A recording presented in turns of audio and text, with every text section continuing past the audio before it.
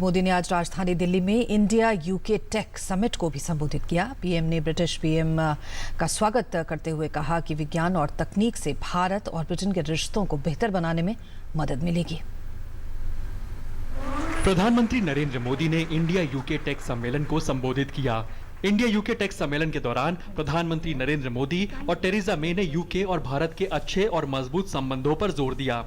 विज्ञान और तकनीक में साथ काम करने और रिसर्च को बढ़ावा देने पर भी दोनों देशों ने बात कही। प्रधानमंत्री मोदी ने कहा कि भारत और ब्रिटेन को शोध के क्षेत्र में लगातार आगे बढ़ते रहना चाहिए ताकि हम मिलकर वैश्विक चुनौतियों का सामना कर पाएं।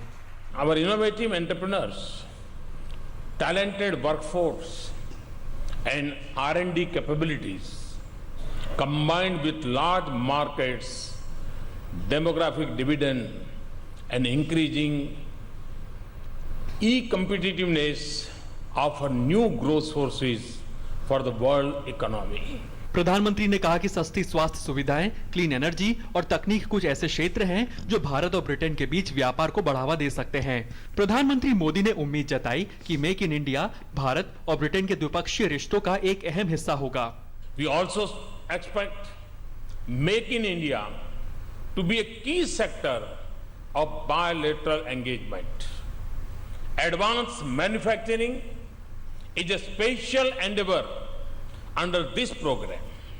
यूके की प्रधानमंत्री थेरेसा मे ने कहा कि भारतीय निवेश ब्रिटेन की अर्थव्यवस्था के लिए मददगार साबित हो रहा है। उन्होंने कहा कि भारत ब्रिटेन के रिश्तों में काफी क्षमता है और व्यापार को बढ़ावा देने पर दोनों देशों को फोकस करना चाहिए। We will offer for the first time to any country that needs visas to enter Britain what is called the Registered Traveller Scheme. That means that for Indian nationals who frequently come to the UK and who fuel growth in both our countries, the entry process will become significantly easier. दोनों देशों के बीच 10 अरब dollar तक का द्विपक्षीय व्यापार होता है, जिसके 2020 तक 20 अरब डॉलर तक होने की संभावना है।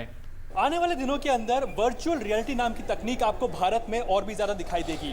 जाहिर तौर पर इस वर्चुअल रियलिटी तकनीक के माध्यम से दूर दराज के इलाकों में हम एक जगह बैठे बैठे वहां का मुआयना कर सकते हैं। जैसे कि इस केस के अंदर यूके के अस्पताल का मुआयना हम यहां पर बैठे बैठे दिल्ली में कर रहे हैं।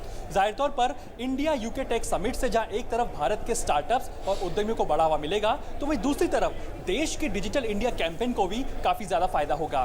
कैमरा पर्सन राजेश रिकी के साथ अरुण शर्मा, दूरदर्शन न्यूज, दिल्ली।